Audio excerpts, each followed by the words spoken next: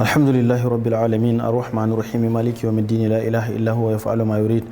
Allahumma salli wa sallim wa barik ala as'adin nabiyina wa ashrafil mursalin sayyidina Muhammadin wa ala alihi wa ashabihi wa man iqtafa asrahum wa istanna bi sunnatihi ila yawmiddin.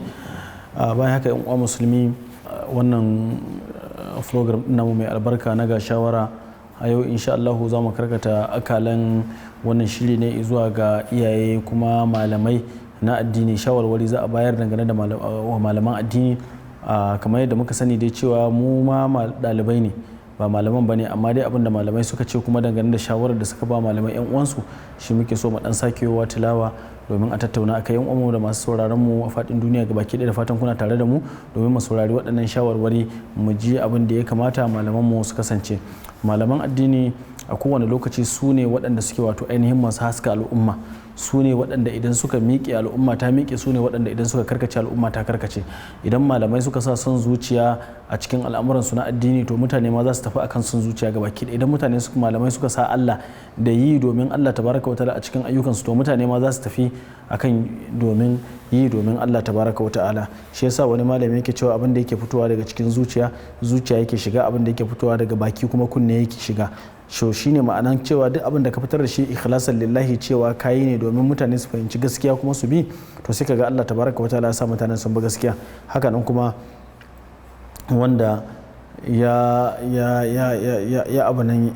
faɗi abu kawai saboda sauransa ko saboda ya tare jama'a ko don ya zama yana da popularity ko kuma ya zama mashhuri, to a nan shi ma fa ladansa yana ga abin da ya yi domin sa. Idan Allah ya sa ya samu shuhura shi kenan, idan kuma bai samu ba ma ya yi asara biyu, babu lada kuma babu shuhura.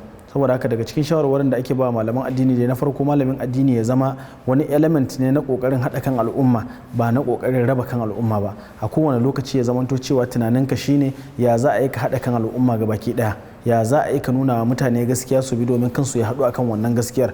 To ya zama wannan shine babban manufa na malamin addini. Sannan daga cikin abubuwa da ya kamata malamin addini ya zama shine ya zama yana da alaka da sauran malamai yan uwansa. Kada mutum ya zauna kawai shi kadai kullum aka yi magana kai ka saba wa ne, ka saba wa ne, ka saba wa ne. A dinga samun interaction tsakanin malamai domin a fahimci juna. Wani mutum abin da bai faɗa ba ma an zo an ce maka ya faɗa, kai ka tafi akan wannan hukuncin har zaka je ka masa raddi, amma baka je ka same shi kun tattauna da shi kaji menene wannan matsala ba, kuma me ya faɗin sa akai, kuma me yasa ya faɗi wannan dalilin, kuma kai baka gaya masa dalilan ka ya ce ba zai karɓe su ba. To wasu mutane akan munana musu zato a irin wannan babin, kuma idan da an je an same su da za a samu alkhairi, za a samu wato ainihin kwanciyar hankali, kamar yadda Allah tabaraka wa ta'ala ya cewa wa sulhu khair, sulhu da shine alkhairi, a je a zauna a yi magana sabanin a fito waje wannan ya faɗa wannan ya faɗa, ya zama addinin ma gabaki daya waɗanda ba su shigo addinin ba su rasa ma wani addini ne za su bi daga ciki idan sun shigo. Don haka yana da kyau ya zama malaman addini a kowane lokaci tunanin su shine ya za a haɗa kan al'umma, ya za a rage tanazu da wannan. Amma ba a rage tanazu kuma ba a haɗa kan al'umma sai akan gaskiya. Duk mutumin da ya kokarin ya haɗa kan al'umma akan ƙarya ba za a yarda da shi ba kuma ba za a biye masa ba. Amma biye wanda ya kokarin ya haɗa al'umma akan gaskiya to a taru domin a goya masa baya domin al'umma ta haɗu akan gaskiya. Amma za ka samu yanzu malaman addini kada su bari abin duniya ya haɗa su faɗa tsakaninsu da junansu, kada su bari abin duniya ya kawo saɓani a tsakaninsu ta yadda zai zama cewa ga baki ɗaya rayuwar ana tafiyanta ne a cikin saɓani. Sannan kuma shawara ga malaman addini shine a kowane lokaci su dinga kokarin karantar da mutane abin da yake shine wanda manzon Allah sallallahu alaihi wasallam ya karanta. Kada ɗora su kan wata bid'a domin a tara mutane ko a yi wata ko kuma ana kokarin neman wata shuhura ko wani abu da sauransu, tunda manzon Allah sallallahu alaihi wa alihi wasallam ya yi bayani akan mutumin da yake karantar da mutane ba don wani abu saboda neman shuhura, ya nemi ilimin addini ne kawai saboda ya nemi tarkacen duniya da shi. Manzo Allah sallallahu alaihi wasallam ya ce wannan ba zai je kamshin aljanna ba. To saboda haka duk lokacin da mutum ya nemi ilimin addini ya san cewa wannan ilimin addinin mas'uliya ce a kansa. A ranar tashin alkiyama Allah tabaraka wa ta'ala sai ya tambaye shi akan ilimin da ya bashi, aikin me yi wa Allah tabaraka wa ta'ala da shi. A ina kai da'awa, shin da'awar da kai domin Allah kai ko kuma kai ta ne domin wata manufa? Idan kai ta ne domin wata manufa sai ka je manufar ta baka lada, idan kai ta domin Allah tabaraka wa ta'ala kuma mutum ya samu ladansa a gurin Allah tabaraka wa ta'ala. Wa man kana hijratuhu ila Allah wa rasulihi fa hijratuhu ila Allah wa rasulihi wa man kana hijratuhu lid-dunya aw imra'atun yankihuha fa hijratuhu ila ma hajara ilayhi. To saboda haka duk lokacin da malami ya taso yana kokarin karantar da mutane addini, to abin da ya kamata ga sauran malamai shine a goya masa baya da kuma kokarin gyara masa dukkan wasu kurakuran da yake yi, ba wai a koma gefe ana cewa malam wane yayi kuskuren kaza, malam wane bayi da nahawu, malam wane bayi da kaza, irin waɗannan maganganu. A yi kokari a yi takwin, za a yi kokari a yi takwin. Shine a takwin shine a yi takwinul ulama. Malami yana karantarwa idan ka je na kurakure sai ka je ka same shi ka ce masa to kuskuren kaza da kaza da kaza ka san cewa kuskure ne, sawa'an kuma shi wannan malamin zai maka girman kai ko ba zai maka girman kai ba, kai dai haƙƙinka shine ka je ka same shi ku yi wannan magana da shi domin ka gaya masa. In ka gaya mashi na ɗaya, ka gaya masa na biyu, ka gaya masa na uku, yadda ya iya gurgurdan yadda ya karɓi maganarka, iya gurgurdan yadda zaka ci gaba da wato ainihin gyara lamarin. To saboda haka ni ina ganin duk abin da mutum yake yi ya zamanto cewa a matsayinsa na malami yana kokarin haɗa kan al'umma ne, ba yana kokarin raba kan al'umma ba. Amma bin gaskiya kamar yadda nake jaddada mana cewa wannan shine dole. Duk wani malami ya zamanto cewa kokarinsa shine ya za a iya ɗaura mutane akan gaskiya, ya nemi ladan aikin da yake kuma a gurin Allah tabaraka wataala. Kada ya yi tunanin wai mutane ne za su bashi kuɗi ko za su mai da shi wani mai kuɗi ko za su bashi inda zai zauna ko wani abu. A'a, ka yi da'awa saboda Allah tabaraka wataala. Duk wani a'id idan ya zo maka a cikin wannan da'awar to ya zama Allah tabaraka wataala shine ya gani yakka ya taimaka maka a ciki. Amma daga lokacin da ka sa ranka cewa kai za ka yi ne dama domin wasu mutane su baka wani abu ko kuma don wani kaza, to zai zama aikin naka ba zai je ko ina ba, ko ka fara shi ba za ka iya ci gaba da shi ba, ko ka tsaye wannan ma da sauransu. Daidai aikin da zai zama cewa ba wani aiki ne mai nagarta ba. Don haka shawara ga malaman addini a kowane lokaci mu dinga kokarin haɗa kan mabiyanmu, kada mu zama cewa mutane ne masu kawowa tanafur a cikin mabiya. Duk lokacin da aka zo aka kawo maka labarin wani abu akan wani malami, to kamata yayi ka je ka same shi ku tattauna da shi domin ku fahimci juna, ka ji cewa shi yaya al'amarin yake ne, wannan malamin zai fahimce ni ko kuma ba zai fahimce ni ba. Idan bai fahimce ka ba sannan kana da abin da zaka faɗa na tsokaci a kansa, amma baka je gurin mutum ba ku tattauna da shi ba, tana iya yiwuwa ma wannan maganar ma bai faɗa ba. A matsayinka na malamin addini sai ka ɗauki wato ainihin fuska ɗaya ka ci gaba da yi masa raddi ko ka ci gaba da gaya wa mutane cewa ai malam wane yana jin haushinka ko yana kaza, to sai ya kawo cikas. Amma duk inda malamin addini yake ya zama manufarsa shine haɗa kan al'umma, karantar da mutane gaskiya da tara su akan wannan gaskiyar. Tunda a kowane lokaci addu'ar da manzon Allah sallallahu alaihi wa alihi wasallam yake yi shi ma yana cewa Allahumma arinal haqqa haqqa warzuqna ittiba'a. Allah ka nuna mana gaskiya gaskiya ce ka ba mu ikon bi, kuma ka nuna mana ƙarya ƙarya ce ka ba mu ikon kauce mata. Wannan yana nuna maka cewa dukkan wani mutum a duniya idan ba annabin ba, babu wani ma'asumi a cikin mutane. Kowa na iya hawa kan kuskure kuma yana iya sakowa daga kansa. Don haka duk mutumin da hanya ta hada ku da shi ta addini, to ka tabbata cewa hanyar da ta hada ku da shi ita ce hanya ta gaskiya. Duk lokacin da ya sauka bar gaskiya kai ma zaka sauka ka bar shi. kamar yadda ibnu qayyim rahimahullahu ta'ala yake cewa shaykhul islam habibun ila qulubina walakin al-haqqa ahabbu ilayna minhu. Mun fi son gaskiya fiye da shaykhul islam. Inda shaykhul islam zai bar gaskiya hashahu kuma Allah bai kaddara masa wannan ba, idan da zai bar gaskiya ibnu qayyim yace mu ma da zamu bar ibnu taymiya. To kaga wannan yana nuna maka cewa duk kaunar da ibnu qayyim yake wa ibnu taymiya ya nuna cewa idan ya bar gaskiya zai bar shi. To malamin addini kai ma ka daura ɗalibanka akan wannan cewa abin da yake haɗa ka da su akan tafiya ta addinin nan gaskiya ce. Ran da Allah ya kaddara wani baya son gaskiya ko ba zai gaskiya ba, to ba za ku zama tare da shi ba. To wannan yana da kyau malaman addini a ko ina suke su zama tunaninsu shine ya za su tara mutane akan gaskiya, ba yadda za a yi kai ka tara mutane naka wancan ma ya tara nasa ba, wanda kuma shine galiban abin da yake kawo mana cikas a cikin addinin musulunci.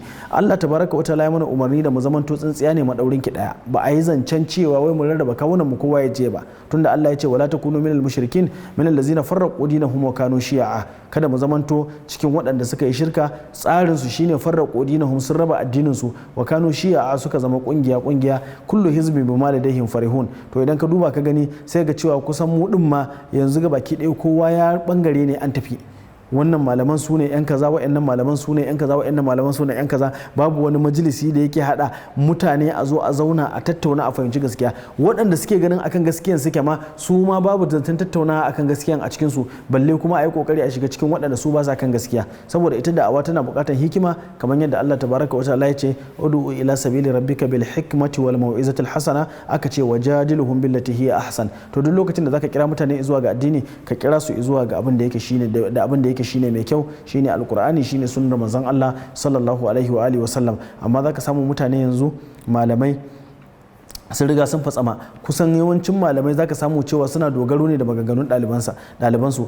Kai da Allah tabaraka wa ta'ala ya baka ilimin, ya baka shugabancin, ya zamanto cewa wani ɗalibi ne kuma wanda bai kai ka ilimin ba yake da tasiri wajen juya rayuwarka, kai ma ka san dole a yi kuskure. Tunda manzon Allah sallallahu alaihi wa alihi wasallam ya ce iza wusida al'amru ila ghairi ahlihi fantazir sa'a. Duk lokacin da aka danganta al'amura zuwa ga wanda ba san cancance shi ba, to ka jira tashin alkiyama. Ya zamanto cewa malamin kai da kake da shugabancin, kai da Allah ya baka ilimin, kai ya kamata ka zama shugaba. To kai a cikin cikin tafiyar ka kuma sai ka shugabantar da wani wanda ba kai ba, kuma sannan kana tsammanin cewa abin zai yi nagarta, za a samu yadda ake so. To saboda haka yawancin sabani da yake tsakanin mabiya, yake tsakanin ɗalibai, galiban ɗinsa yana ɗauko asasi ne daga gurin wato ainihin malaman su. Iya gurgurdan yadda malami yake zuba wa ɗalibansa ruwan sanyi a cikin ransu da nuna musu girman sauran malamai, to a iya gurgurdan kuma haɗin kan da za a dinga samu tsakanin ɗalibansa da kuma ɗaliban wancan malaman. Iya gurgurdan yadda za a dinga hura wuta a cikin zuciya da nuna kushe wani malami da nuna cewa shi wani malam wani ba kaza bane, to daga nan wajen kuma za a ɗauki tafarki na wato ainihin raba kan mutane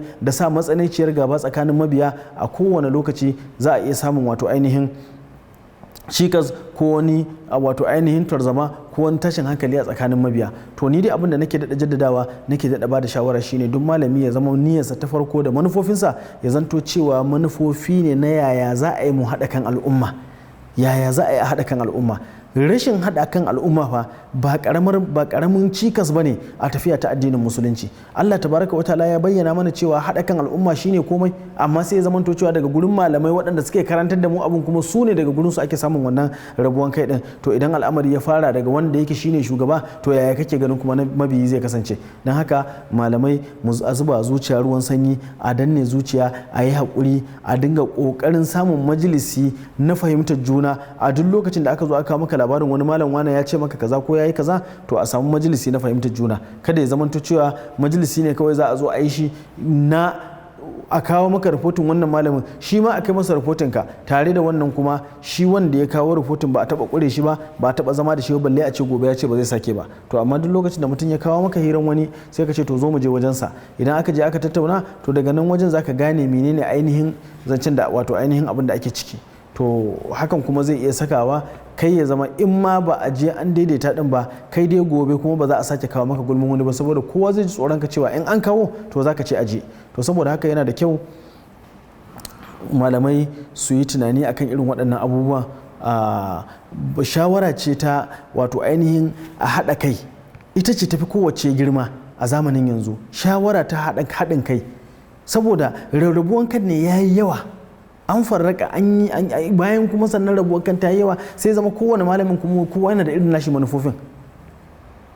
To saboda haka menene manufofi? Duk tunda manufofin mu Allah ne, a dawo a haɗu akan tafarkin Allah tabaraka wata'ala, aiwa Allah tabaraka wata'ala aiki. Kare ya zama akwai gaba ko wani kyashi ko wani malam wani bai iya nahawu ba, malam wani bai iya kaza ba, duk amanta da wannan. Duk abin da mutum bai iya ba je kawai koya masa, idan ka iya ai anan haka ake ilimi, waye ya zo da iyawarsa duniya.